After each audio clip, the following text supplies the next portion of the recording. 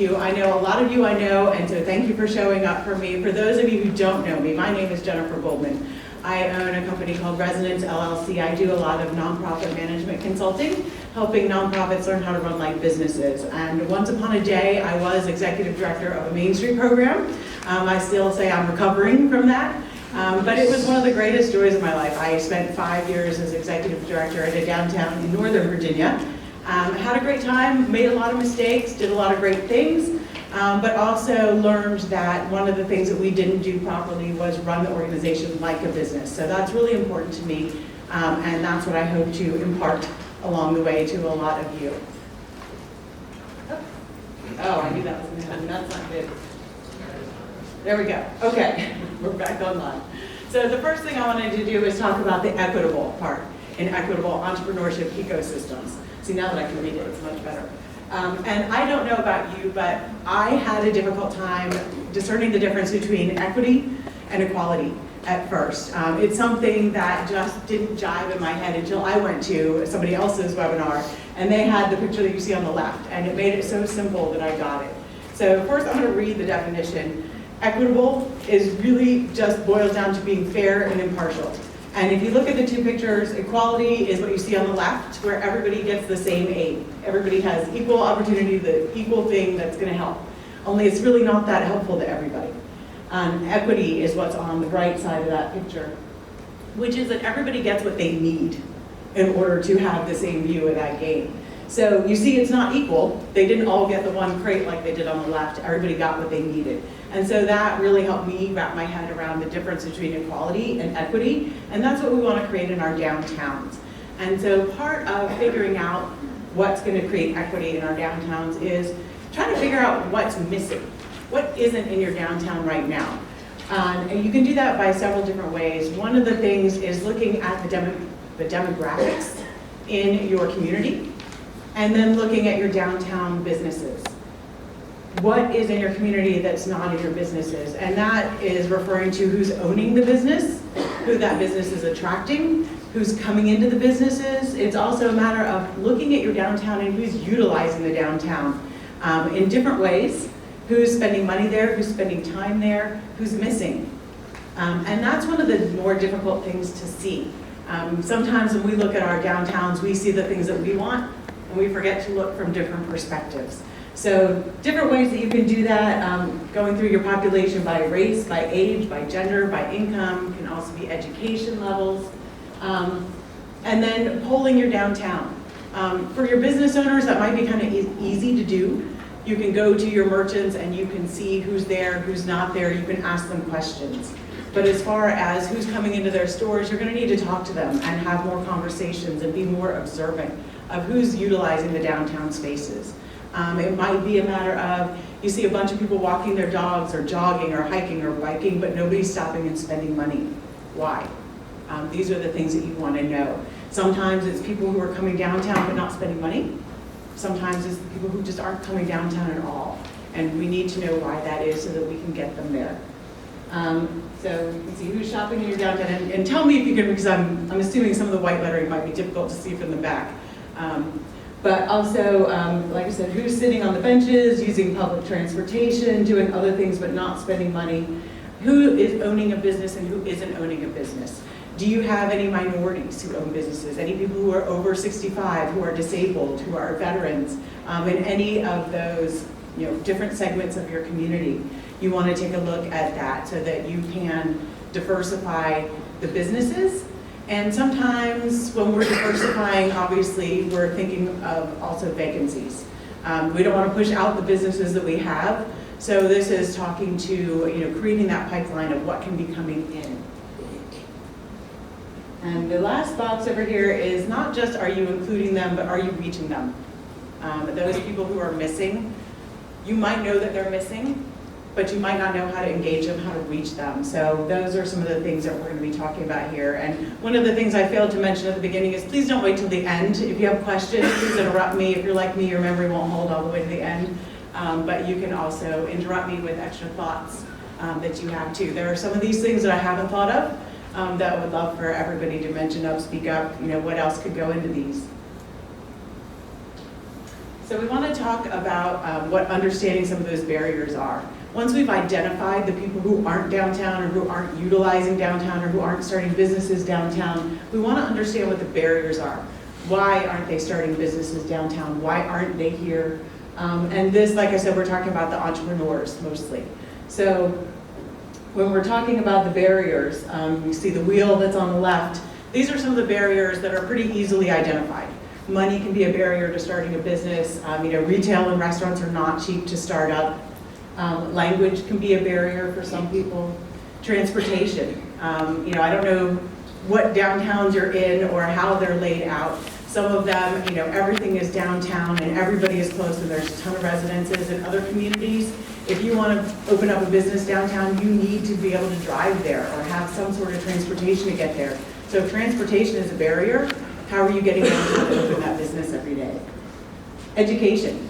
And I don't mean you need a college degree to start a business. Education about how to run a business is important. I think we see that in all of our communities, that we get some businesses that come and go because the person who started the business just doesn't know enough about how to run a business and they're not getting the support they need. So that's something that as Main Street leaders, we can take care of a little more easily in having workshops and the partnerships that we do with other entrepreneurs and other entrepreneurial support systems is creating that educational piece. And to be honest, as we look at the circle as Main Street leaders, it's something, we can do something about all of it. We can't solve it all, but we may be able to put together some partnerships that help alleviate some of these barriers. Confidence, that is a big one of being able to overcome a level of confidence or lack of confidence to start a business. It takes a lot to say, you know what, I'm gonna do this unstable, unsure thing, and I may or may not be able to pay my bills, but I'm gonna do it anyway. It takes a lot, and a lot of people worry about that, what's gonna happen to my family, how am I gonna pay my bills, and all of the things that come up with that. You have to have a really strong person who's willing to take risks and put themselves out there to start a business. Support. I think we heard yesterday, I don't remember which seminar I was attending, where somebody said, not everybody has the support they need. What am I going to do with my kids when I'm in business 9 to 5, Monday through Saturday or Sunday? Who's watching my kids? Who's grocery shopping, paying the bills? And some, especially if it's a single parent family, do they have that support to take care of their homes and their families while they're at the business that much? Do they have the friends and family or the employees to help support that business so that they can take care of other things at the same time? And then health and other benefits. That's one great thing that a lot of entrepreneurs don't get to give themselves. It takes a while to get to that point unless you have the startup costs too, of adding in those benefits. Do we have health care as entrepreneurs? So that can be a big barrier for someone, especially if they don't have someone else in their household that can provide those things through a different type of income. And then what else? So my biggest gift is I always know I'm not the smartest person in the room. So what did I leave off? What's not here? Does anybody have anything, any barriers, or maybe things you've seen in your community that stopped people from opening businesses? Go ahead. The availability to have an empty storefront. The ability to have an empty storefront? Location. Tell me what you mean by that. No location for a restaurant, no location for retail because it doesn't available. Okay. Because it's run down and dilapidated, or the owners don't want to rent it, or it's not purchasable because it's in such bad repair. Those are all good things. I don't know if everybody can hear her, but sometimes the barrier to opening a business is there's no place to put it, or a difficult landlord to work with. I saw that in the community that I was in where we had empty storefronts, but a landlord who was only going to allow one type of business to go there. And if a person, had a suitable business for their building, they still weren't going to let them in. And that's why it's hard to negotiate as a Main Street manager. You can do your best, but at the end of the day, and we'll get to a slide on here where it's, what can you do with a vacant storefront? And the answer is only what a landlord will let you. Yeah. There are some things you can do, and there are some things that you can't. Are there any other barriers that anybody has experienced or think of that I didn't cover? Like city restrictions? Like on City what restrictions. can come into a city, like if it's a marijuana shop or if it's, whatever different laws and things, why not allow them to go into a vicinity? there are. I saw that, sorry. When I say we, I don't mean me. Sure. In other sessions that I saw, you're right, city zoning. Also, we were talking about commercial leases in one of the sessions yesterday, which is, and I didn't realize this, there was a commercial realtor or broker who was there who said, most leases, it'll tell you exactly like the hours you're allowed to be open, what type of thing you're allowed to operate in that space, and I didn't realize that. So the type of space also can be a barrier. Go ahead. And that's parking, Parking? and that's parking for your, Parking is one of the things I will probably stay away from in this session. I know parking is a big perceived issue in a lot of downtowns that can be addressed in various ways. So I won't go into that because I think we could probably spend a couple hours just on parking issues. So when we're talking about these barriers in your community, and they're going to be different from community to community, but on the right is a list of people who can help you identify those barriers. And of course, the obvious answer are the person who are experiencing the barriers. They're the best people to tell you what those barriers are. But if you don't know who they are, the best way that you can start having those conversations and finding out would be maybe talking to your SBA or SBDC counselor or someone in your area that works with the Small Business Administration. They meet with people all the time who want to start businesses. Although they will not share those lists with you, they are confidential. They may be able to tell you why some of those people then, after being counseled, did not open a business, what their reasons were.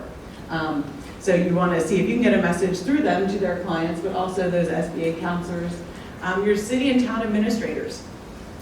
People come to them wanting to start businesses, maybe even starting those applications. They may be able to tell you what some of those barriers are. One of the barriers that's not on the list is if your city or town officials are really, really honest, they may tell you they're part of the problem. I know where I was a Main Street manager, we had somebody new who came in as a town administrator, and he said, the process here is a mess. Nobody can get a business license here because the left hand and the right hand don't know what each other are doing, and people are having a really hard time getting through that process, and we need to clean it up. And I can't tell you how relieved I was to hear somebody in an official capacity making that point, saying, our system, we're the problem, and we have to fix that. So that may be something that you can talk to your city, town, or county officials, depending on where you are, if you're in the middle of the city or county. Your own economic vitality committee. I don't know how strong your committees are, but if you have an economic vitality committee, they may be able to do a study. They may have already spoken to some people and have some input for you. Your economic developers. They're also good. They're also a source of when new businesses are trying to come into town or people are starting to want to form new businesses, they may reach out to your economic development department. Your current downtown business owners. I don't know how many of you have experienced this, but a lot of downtown business owners talk to everybody that walks in their door and they pump them for all the information that they can, which sometimes we look at as a good thing, sometimes as a bad thing, but when we're looking for information like this, it's a great thing. They are a great source of information. They can name names, they can point fingers, they can tell you everything about anybody. Business license applicants who were denied. So not just the ones who, who didn't make it through the process and didn't finish it, but the ones who made it all the way through and then were denied. There might be, what are the reasons that their application was turned down? That might be a barrier. Marginalized community members, which you're going to need to identify them and speak to them in person, but you'll have to figure out who they are. That can be the more difficult one, but not impossible. One of those might be you might have a portion of your community who doesn't speak English. So you throwing things in English on Facebook is not helpful. It will